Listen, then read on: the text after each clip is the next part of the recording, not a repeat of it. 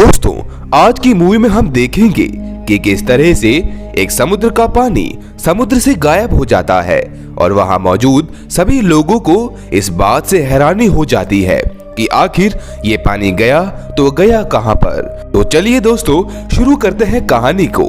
कहानी की शुरुआत होती है और हम एक फैमिली को देखते हैं जो अपने बेटे बैन का बर्थडे सेलिब्रेट कर रहे होते हैं, वो भी समुद्र के बिल्कुल बीचों बीच। बर्थडे सेलिब्रेशन करने के बाद बैन की मॉम जूली समुद्र में स्विमिंग करने जाती है।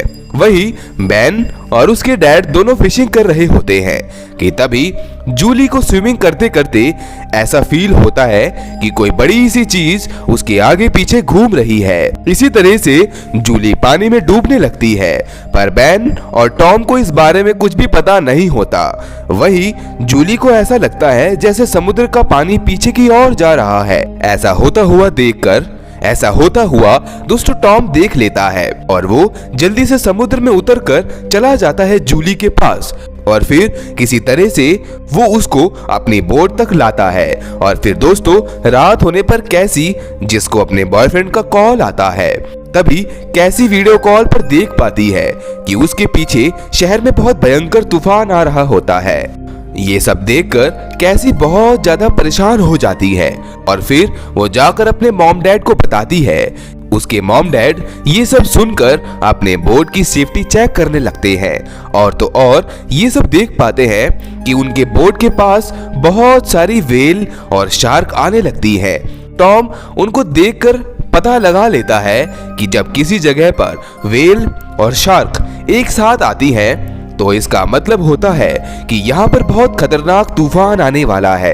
अब दोस्तों इनके बोट में किसी तरह की दिक्कत आ गई होती है, इसीलिए टॉम पानी में चेक करने जाता है, जहाँ पर उसे पता चलता है कि शार्क की जोर से टक्कर मारने की वजह से एक डेंट लग गया होता है। अब दोस्तों वो अपनी बोट पर वापस आ ही रहा होता है कि तभी वो किसी तरह से घायल हो जाता है। तो जूली उसके जख्मों पर दवाई लगाती है। तभी दोस्तों इनको बाहर किसी चीज की जोर से आवाज आती है और जब ये बाहर जाकर देखते हैं तो इनको एक बड़ा सा एस्टेरॉयड समुद्र में आकर गिरता हुआ नजर आता है।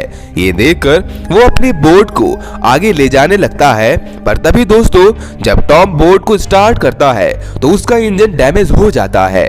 इसी तरह से दोस्तों दूसरा एस्टेरॉयड इनकी ओर आता है और जब वो आकर गिरता है तो इसके धमाके से ये सब बेहोश हो जाते हैं और जब इन सब की सुबह आंख खुलती है तो वो देख पाते हैं कि समुद्र से सारा का सारा पानी गायब हो चुका होता है। दोस्तों ये सब देखकर पहले तो इन्हें ऐसा लगता है कि ये कोई दूसरी ग्रह पर आ गए हैं, पर जब टॉम अपने कैंपस को चेक करता है तो इसे पता चलता है कि इस जगह पर जरूर कुछ ना कुछ गड़बड़ हुई है। दोस्तों ये सब देखकर टॉम समझ जाता है कि जिस हिसाब से समुद्र का हाल हो चुका है, इसी तरह से पूरा शहर तो तबाह हो चुका होगा। ये सुनकर किसी जाकर कैबिन में अपने आप को बंद कर लेती है, क्योंकि दोस्तों शहर में उसका बॉयफ्रेंड भी होता है। अब टॉम किसी तरह से किसी से कांटेक्ट करने की कोशिश करता है, पर तभी उसका कांटेक्ट एक कैप्टन से हो जाता है जो कि उसी जगह पर एक सबमरीन में फंसा होता है। वो आदमी उसको बताता है कि एक हफ्ते में ये पानी फिर से अपनी जगह पर आ जाएगा और इस बार उसकी लहरें बहुत खतरनाक होंगी, इसलिए तुम कोई ऊंची जगह देखकर वहां चले जाओ। टॉम कहता है कि क्या तुम हमें अपनी सबमरीन में रख सकते हो? तो वो कहता है कि मेरी सबमरीन में हम 2 लोग थे, जिसमें मेरा एक साथी मारा गया है और अब मेरे सबमरीन में सिर्फ 2 लोग की जगह है। तो टॉम उसे रिक्वेस्ट करते हुए कहता है कि प्लीज तुम बस मेरे दोनों बच्चों को अपने साथ रख लो। तो फिर दोस्तों वो आदमी ऐसा करने को मान जाता है। अब टॉम भी यहाँ से पता लगाता है कि वो सबमरीन इनसे कितनी दूरी पर है, तो उसे पता चलता है कि वहां तक पहुंचने में उसको 2 से 3 दिन लग जाएंगे। फिर टॉम जूली को बताता है कि अब हम अपने बच्चों की जान बचा सकते हैं। ये सब दोस्तों यहाँ से निकलते कि तभी वहां पर एक आदमी आता है टॉम उसे जख्मी समझकर उसके पास जाता है कि तभी वो आदमी तो उल्टा ही टॉम पर हमला कर देता है और उसकी जान ले लेता है।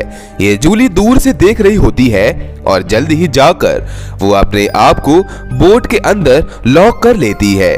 वो आदमी भी इनकी बोट तक पहुंचकर वहां पर पड़ा खाना खाने लगता है। वो जूली को ढूंढने की बहुत कोशिश करता है, पर वो तो एक जगह से बाहर आ जाती है। वो आदमी तो उसे नहीं देख पाता, पर उसका डॉग उसे देख लेता है। उसे देखकर वो उसे भौंकने लगता है, तो जूली भी उसे मजबूरन मार देती है। अपने डॉग को मारा हुआ देख वो बाहर आ जाता है, पर जूली बड़ी ही चालाकी से फिर से बोट के अंदर चली जाती है। पर दोस्तों, आखिरकार वो आदमी उसको पकड़ ही लेता है। वो आदमी जूली को बहुत मारता है, उसे टॉर्चर भी करता है, पर तभी दोस्तों सही मौका देखकर केसी फायर गन चला देती है, जिससे उस आदमी को तो कुछ नहीं होता, पर बोट जल जाती है। और फिर जूली अपने दोनों बच्चों को लेकर बोट से बाहर आती है।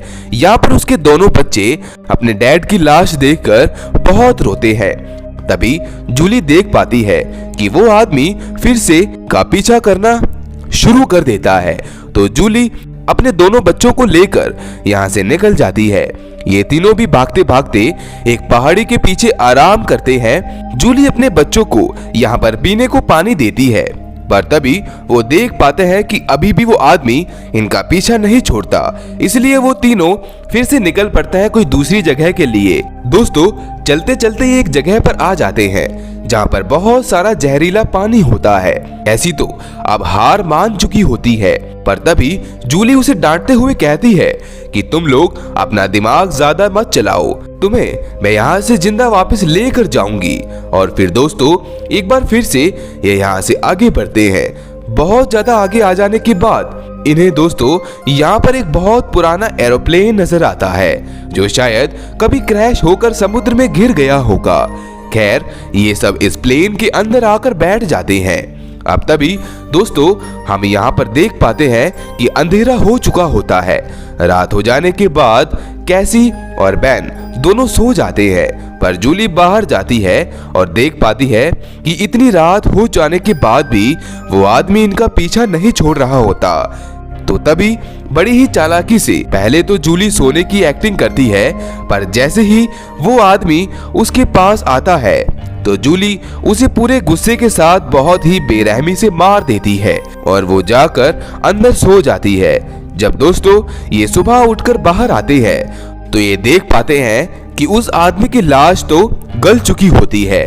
ये देखकर बैन, केसी और जूली समझ जाते हैं कि ये सूखा हुआ समुद्र भी इतना सेफ नहीं है। तो दोस्तों ये तीनों यहाँ से निकल जाते हैं अपने आगे के सफर के लिए। दोस्तों चलते चलते यहाँ पर बैन को पानी की प्यास लगने लगती है, तो वो एक जगह पर पड़े पानी को पीने लगता है, जो पानी बहुत जहरीला होता है, जिसे पीते पीते वो बेहोश होने ही वाला होता है कि तभी उसकी मॉम जूली उसे खींचकर बाहर निकालती है। जहरीला पानी पीने के बाद बैन बहुत ज्यादा बीमार हो जाता है। अब दोस्तों ये सब रात को आराम कर ही रहे होते हैं कि तभी एक केकड़ों की सेना इनकी ओर आने लगती है, तो उनसे बचने के लिए ये तीनों भागने लगते हैं। भागते भागते इन्हें एक पुराना बड़ा कंटेनर शिप मिलता है। बैन और केसी तो कंटेनर पर चढ़ जाते हैं, पर जूली नहीं चढ़ पाती, जिससे एक केकड़ा उसके पैर पर काट जाता है, जिसे देखकर उसके दोनों बच्चे उसे जैसे तैसे करके कंटेनर के ऊपर चढ़ा देते हैं। दोस्तों हमें यहाँ पर पता चलता है कि उन केकड़ों ने कंटेनर के अंदर घुसकर उन पर हमला करके उन सबको मार दिया। अब दोस्तों अगली सुबह जब जूली उठती है तो वो देख पाती है कि उसके दोनों बच्चे उसके पास नहीं होते। ये सब देखकर जूली को बहुत डर लगने लगता है, और जब वो नीचे उतरती है तो उसे अपने दोनों बच्चे मिल जाते हैं। इसके बाद ये कैप्टन से बात करते हैं, तो वो आदमी कहता है कि तुम मेरे पास आ जाओ। अब दोस्तों इन्हें डायरेक्शन का पता नहीं होता, इसलिए कैप्टन एक फ्लेयर गन चला देता है, जिससे ये समझ जाते हैं कि किस तरफ जाना है, और फिर ये उसी तरफ बढ़ने लगते हैं। दोस्तों वहां तक पहुंचने के लिए इनको एक चट्टान को पार करना होता है, और जब ये उस चट्टान को पार कर रहे होते हैं तो तभी वहां पर लैंडस्लाइड हो जाती है और जूली वहीं फंस जाती है। उसके दोनों बच्चों को वो अपनी कसम देकर आगे बढ़ने को कहती है। तो वो दोनों सबमरीन तक चले जाते हैं। वहां पर दोस्तों उनको कैप्टन बताता है कि मेरी हालत तो ज्यादा देर जीने की नहीं है, इस सबमरीन में 3 लोगों की जगह है। ये सुनकर किसी जल्दी से अपनी मॉम की तरफ बढ़ने लगती है और जैसे तैसे करके उसे चट्टान से बाहर निकाल कर लाती है और फिर ये तीनों सबमरीन में आकर बैठ जाते हैं। कुछ ही देर बाद दोस्तों यहाँ पर पानी की बहुत खतरनाक लहर इनकी ओर आती है, जो लहर दोस्तों कई 100 फीट की होती है।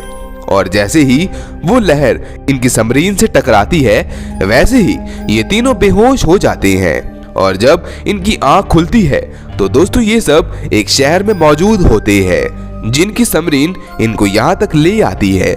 और इसी तरह से दोस्तों इस मूवी का ही अंत हो जाता है। दोस्तों ऐसी और भी सर्वाइवल मूवीज देखने के लिए आप मेरे चैनल हॉलीवुड एक्सप्लेनर प्रेस को सब्सक्राइब कर लीजिए। इस मूवी में सिर्फ इतना ही। मिलते हैं नेक्स्ट वीडियो में। उम्मीद करता हूँ कि आपको ये वीडियो पसंद आई होगी।